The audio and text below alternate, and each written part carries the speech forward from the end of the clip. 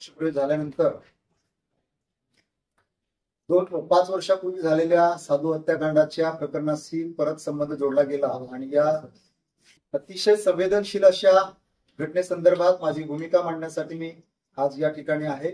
आलेल्या सर्वच माध्यमांचं मी मनापासून स्वागत आणि आभार व्यक्त करतो. 5 वर्षापूर्वी कोरोना काळामध्ये जी साधू हत्याकांडाची दुर्दैवी घटना घडली, अतिशय संवेदनशील अशा विषय, आणि या संपूर्ण घटनेचा तपास हा झालेला आहे आणि त्या संदर्भातले सगळं इन्व्हेस्टिगेशन होऊन चार्जशीट सुद्धा दाखल झालेली आहे. या प्रकरणामध्ये मी साक्षीदार म्हणून आहे. या प्रकरणाशी माझा काही एक दुसरा संबंध नाही. मी या प्रकरणामध्ये साक्षीदार म्हणून सरकारने मला पोलीस संरक्षण सुद्धा दिलेलं आहे.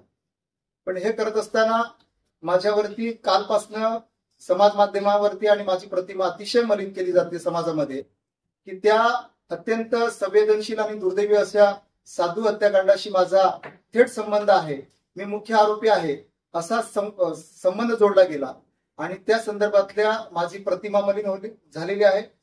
या घटनेशी जो काही घटनाक्रम आहे ते मी माझ्या जबाबामध्ये सगळे चौकशी एजन्सीला दिलेले आहेत. आपल्या सगळ्या माध्यमांना सुद्धा मी दिलेला आहे.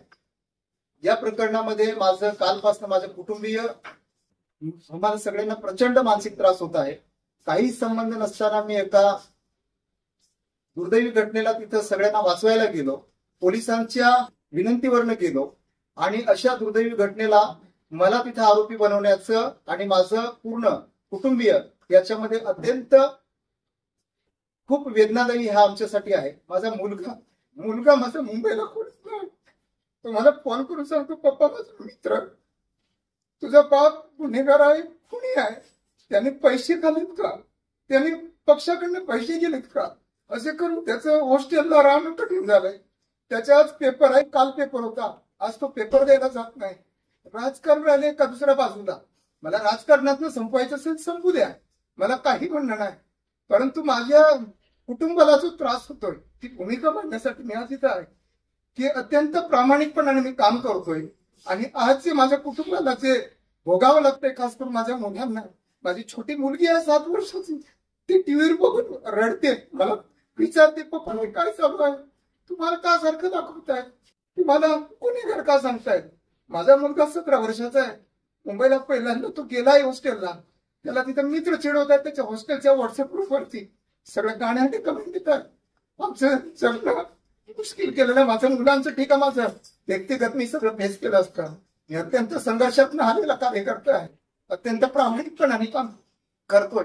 परंतु या राजकारणासाठी माझं अख्खं राजकीय करिअर उद्ध्वस्त झालं तरी चालेल, परंतु यामध्ये माझी कुटुंब, माझी मुलं भरडली जात आहेत.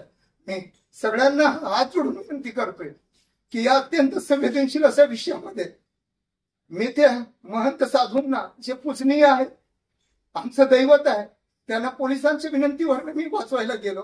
आणि जर एखाद्या अशा अडचणीच्या ठिकाणी कोणाला मदतीसाठी गेलं आणि तो गुन्हा असेल तर मी त्यांना मदतीसाठी गेलो होतो. आणि याच्यामध्ये माझं कुटुंब भरडलं जातंय. मी खरंच मनापासून सगळ्यांना विनंती करतोय की याच्यामध्ये प्रचंड मानसिक त्रास होतोय. राजकारण एका बाजूला, परंतु इथं माझं कुटुंब भरडलं जातंय. एवढीच माझी विनंती सगळ्यांना आहे. कृपया याच्यामध्ये वेगळा रंग देण्याचा कोणी प्रयत्न करू नये. माझी सगळ्यांना हात जोडून विनंती आहे की याला वेगळा कुठला रंग देण्याचा प्रयत्न करू नये. धन्यवाद.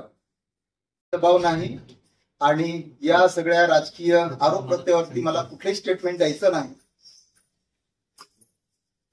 तुम्ही ज्यावेळेस भाजपामध्ये पक्षप्रवेश केला होता, कारण सुरुवातीला भाजपाने तुम्हाला आरोपीच्या पिंजऱ्यामध्ये उभा केल्याच्या अशा अनेक टीका सुद्धा उडवल्या होत्या. पुन्हा भाजपामध्ये पक्षप्रवेश झाल्याच्या नंतर नेमकी तुमची कुणासोबत चर्चा झाली होती आणि त्यावेळेस या सर्व प्रकरणाचा संदर्भ कुठेतरी तुम्हाला विचारला गेला होता? त्या भाजप पक्षप्रवेशाच्या वेळेस स्थानिक भाजपाच्या नेतृत्वाशी माझी चर्चा झाली होती आणि त्या प्रकरणाशी काही संबंध नव्हता. त्यावेळेच्या आरोपांबद्दल माझं काही म्हणणं नाही आणि मी कुठल्याही दबावामध्ये हा पक्षप्रवेश केलेला नाही. मी स्वखुशीने, मी माझ्या पूर्ण विचारांनी तो पक्षप्रवेश केलेला. आता आपली पुढची भूमिका कशी असणार आहे? माझी पुढची भूमिका काय नाही, माझी भूमिका हीच आहे की जे माझ्या या प्रकरणाशी थेट गुन्हेगार म्हणून संबंध जोडला जातोय आणि त्याचा माझ्या आता कुटुंबावरती प्रचंड विपरीत परिणाम होतोय. माझ्या मुलांना शाळेत जाणं मुश्किल झालेलं आहे. माझ्या मुलाला कॉलेज सोडणं, आता त्याला कॉलेज सोडावं लागतं, त्याला हॉस्टेल सोडावं लागतंय. आमच्या राजकारणाचा त्याचा काय संबंध आहे? आणि तो मुंबईला राहतोय. एवढं वाईट. एखाद्या बापाबद्दल जर मुलाला त्याची तिथं 150 किलोमीटर आहे, 17 वर्षाचा, अजून तो सज्ञान नाही, आणि अशा मुलाला जर त्याच्या बापाबद्दल, त्याचे मित्र त्याच्याशी कोणी बोलायला तयार नाही, काय अवस्था असेल बाप म्हणून माझी? आयुष्यभर मी ते तसंच घेऊन फिरणार का? आता ही लढाई माझ्या मुलांसाठीच आहे. राजकारण एका राहिलं बाजूला. त्यामुळे राजकीय भूमिकेबद्दल मी इथं बोलायला आलेलोच नाही. कौटुंबिक पार्श्वभूमी, माझ्या कुटुंबाला होणारा त्रास हे म्हणायला मी इथं आलेलो आहे. आपण जेव्हा प्रवेश जो केला तर वरिष्ठांशी वगैरे तुमचं कोणाशी इथे वरिष्ठांशी बोलणं झालं होतं का, की फक्त तालुका अध्यक्ष किंवा इथे खासदार यांच्याशी बोलणं होऊन हा प्रवेश झाला? माझं या जिल्ह्यातल्या भारतीय जनता पक्षाच्या जिल्ह्यातल्या पदाधिकाऱ्यांशी माझी चर्चा झाली होती आणि मी त्यांच्या सांगण्यावरून मी पक्ष प्रवेश केला. 3,000 कार्यकर्ते आपल्यासोबत आले होते, त्यांची आता काय भूमिका असणार आहे? आता मी अजून कार्यकर्त्यांशी कुठल्याही प्रकारे संवाद साधलेला नाही. कालपासून हे सगळं मी मीडियामध्ये बघतोय, समाज माध्यमामध्ये बघतोय, आणि मलाच तो धक्का बसलेला आहे. मी अजून कार्यकर्त्यांसमोर गेलेलो नाही. मी माझ्या सध्या कुटुंबाला सांभाळायचा प्रयत्न करतोय. कार्यकर्ते माझ्या सोबत आहेत, कारण की मी त्यांच्या सोबत आहे. मला विश्वास आहे कार्यकर्ते माझ्या सोबत राहतात. या सर्व प्रकरणामध्ये भाजपाच्या वरिष्ठ नेत्यांशी आपली काही चर्चा झाली आहे का? माझी कोणाशी काही चर्चा झालेली नाही. माहिती अशी येते की आपली एका वरिष्ठ नेत्याची बैठक झाली, त्यांनी आपल्याला जिल्हा परिषद अध्यक्ष पदाचं आश्वासन दिलं होतं, तसं 2029चा उमेदवारी देऊ असं आश्वासन देखील दिलं होतं. त्यानंतर हा प्रवेश झाल्याचं सांगितलं जातं. माझं वरिष्ठ भारतीय जनता पक्षाच्या कुठल्याही वरिष्ठ नेत्याशी चर्चा या संदर्भात झालेली नाही. असा कुठलाही शब्द नाही. मी काम करणारा कार्यकर्ता आहे, सर्वसामान्यांमध्ये जाऊन तळागाळामध्ये काम करणार आहे.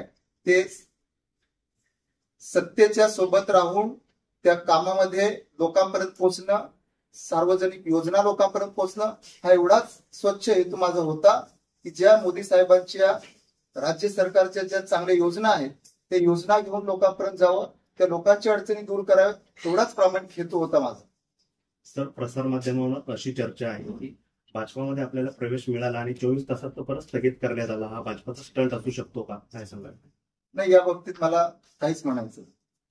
आता ज्या पक्षातून आपण इकडे प्रवेश केला त्या पक्षाच्या सुप्रिया सुळे असतील किंवा इतर मोठे नेते आहेत, त्यांच्याशी काही तुमचा संपर्क झाला का? त्यांनी तुम्हाला काही फोनवरून आता चर्चा झाली का? नाही, माझा कोणाशी काही संपर्क झालेला नाही. बरं, जिल्हा परिषदेचे अध्यक्षाचं काहीतरी आमिष दाखवलं भाजपने, आणि ते त्या पक्षाचा किंवा इतर पक्षाच्या लोकांना ते आवडलं नाही. नाही, असं काही. तुम्ही नवीन भाजपमध्ये प्रवेश केला आणि तुम्हाला लगेच जिल्हा परिषदेचे अध्यक्ष हे करणार, म्हणजे हे आवडलं नाही. असं काहीच माझं बोलणं झालेलं नाही. ज्यावेळेस पक्षाकडून तुम्हाला स्थगिती देण्यात आली आहे, ज्यांनी तुमचा पक्षप्रवेश करून घेतला, त्या पक्षप्रवेशामध्ये स्वतः पालघरचे खासदार उपस्थित होते, जिल्हा अध्यक्षाच्या मार्फत हा पक्षप्रवेश झालेला आहे. स्थगिती मिळाल्याच्या नंतर तुमच्या काय प्रतिक्रिया दिल्या त्या? नाही, माझं अजून त्यांच्याशी कोणाशी बोलणं झालेलं नाही. मी माझ्या कुटुंबासोबत आहे. आम्ही सगळेच अत्यंत या धक्कादायक या सगळ्या परिस्थितीवरती मी अजून कोणाशी बोललेलो नाही. सीपीएमला तिथे डॅमेज करण्यासाठी आपला प्रवेश त्यांनी स्वीकारला असं सुद्धा सांगितलं जातं. काय नाही, ते मला माहित नाही. दुसरं कोणाचं काय म्हणणं असेल त्याच्यावरती मी कसं कमेंट करणार. पण आता पुढची रणनीती तुमची काय आहे? काहीच नाही, माझी रणनीती काहीच नाही. माझं म्हणणं एवढंच आहे की त्या दुर्दैवी घटनेमध्ये मी साक्षीदार आहे आणि माझा एवढाच संबंध आहे की मी त्या निष्पाप साधूंचा जीव वाचवण्यासाठी पोलिसांच्या विनंतीवरनं गेलो आणि तेवढाच माझा त्या घटनेशी संबंध आहे.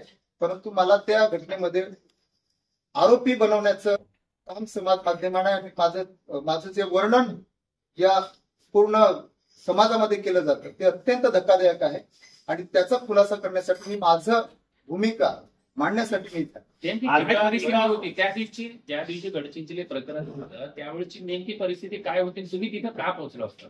मी सगळी माझं स्टेटमेंट ही सीआयडीच्या तपासाकडे दिलेलं आहे. माझं स्टेटमेंट मी सगळं आपल्याकडे पोहोचवलेलं आहे. मी पोलिसांच्या विनंतीवरनं त्या घटनास्थळी गेलो. एका फॅक्ट चेक अहवालानुसार तुम्ही तिथे उपस्थित होता, तुमच्या भूमिकेवर संशय व्यक्त केलेला आहे आणि त्यानंतर या संदर्भातली चौकशी आहे ती सीबीआय कडे जावी आणि NIA ने चौकशी करावी अशी त्या अहवालात मागणी केलेली आहे. याबद्दल काय सांगता? मी या देशातल्या कुठल्याही चौकशी एजन्सीच्या समोर जाऊन कोणतीही चौकशीला समोर जायला मी तयार आहे. CID ने केले, CBI ची चौकशी अजून दुसरी कुठली असेल, मला काही हरकत नाही, त्याच्या समोर जायला तयार. आता परत विश्व हिंदू परिषद किंवा संघ किंवा इतर भाजपाचे काही पदाधिकारी किंवा कार्यकर्ते हे तुमच्यावरती सातत्याने आरोप करत आहेत सोशल मीडियाच्या माध्यमातून, त्यांना काय आवाहन करणार आहात? मी सगळ्यांना अतिशय हात जोडून आवाहन करेन की यामध्ये माझं कुटुंब प्रचंड वेदनेमध्ये आहे. या प्रकरणाशी आणि माझा एक साक्षीदार म्हणून त्यांचा जीव वाचवण्यासाठी एक मानवतेच्या दृष्टिकोनातून मी तिथे गेलो, एवढा माझा संबंध आहे. आणि मी सगळ्यांना विनंती करेन की याचा वेगळा अर्थ काढून माझ्या कुटुंबाला मला बदनाम करण्यात येऊ नये, एवढीच मी विनंती करतो. आपण आताच सांगितलं की प्रसार माध्यम असतील किंवा इतर जी समाज माध्यम आहेत त्यांच्यावरती तुमची बदनामी झाली. मात्र ही बदनामी असून जे आरोप जे आहेत ते भाजपचे होते, ते प्रसार माध्यमांचे नव्हते. त्याच बातम्या ज्या आहेत त्या प्रसार माध्यमांवर आल्या, पण त्याच भाजपमध्ये तुम्ही प्रवेश करणार आहे. नाही, आरोप आणि आरोपी ह्याच्यामधला तो फरक आहे. आणि त्याच्यामध्ये त्या काळामध्ये कुठले आरोप झाले, आता कुठले, त्याच्यात मी प्रवेश करतोय असं नाही. सगळे चौकशी पूर्ण झालेली आहे. CID ने चौकशी केलेली आहे. त्याच्यामध्ये चार्जशीट सुद्धा दाखल झाले. त्याच्यामध्ये मी आरोपी असण्याचं कारणच नाही. धन्यवाद.